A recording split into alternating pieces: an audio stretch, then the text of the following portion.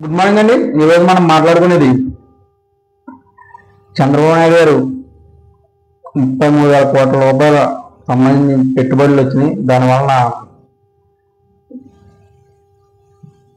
34,000 కోట్ల మందికి ఉపాధి దొరుకుద్దని చెప్తున్నారు.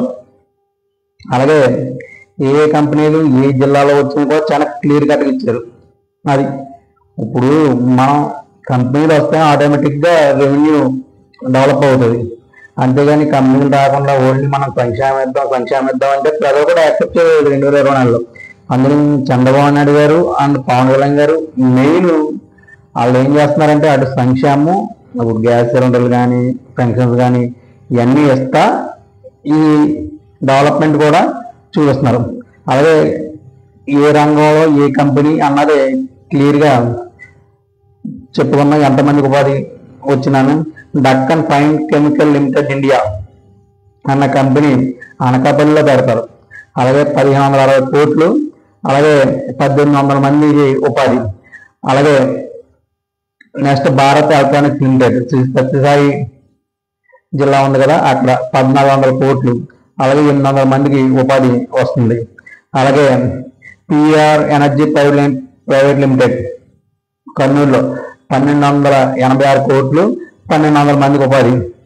అలాగే blue jet health care limited Anakapalli 2,300 కోట్లు, అలాగే 1,750 మందికి మనకి ఉపాధి ఉంటుంది. అలాగే Jupiter renewal private limited Anakapalli 2,700 కోట్లు, అలాగే 2,216 మందికి ఉంటుంది. అలాగే జౌళి శాఖ, అలాగే రాంభద్ర ఇండస్ట్రీట్ పశ్చిమ గోదావరి జిల్లాలో పెడతారంట, 288 కోట్లు, అలాగే 250 మందికి ఉపాధి ఉంటుందండి. మోహన్ థింక్టెక్ కృష్ణా జిల్లాలో పెడతారంట, 482 కోట్లు, అలాగే 1,525 మందికి ఉపాధి ఉంటుందండి.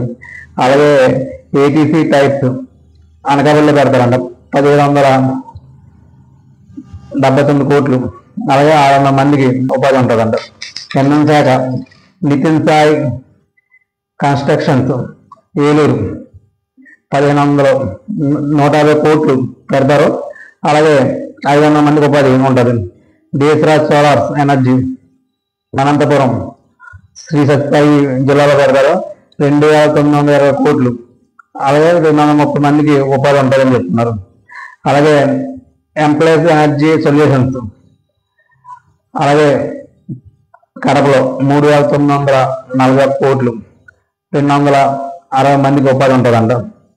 అలాగే బోండారా ఇంజనీరింగ్ లిమిటెడ్ అనంతపురంలో 9,000 కోట్లు, 3,900 మంది ఉపాధి ఉంటుంది.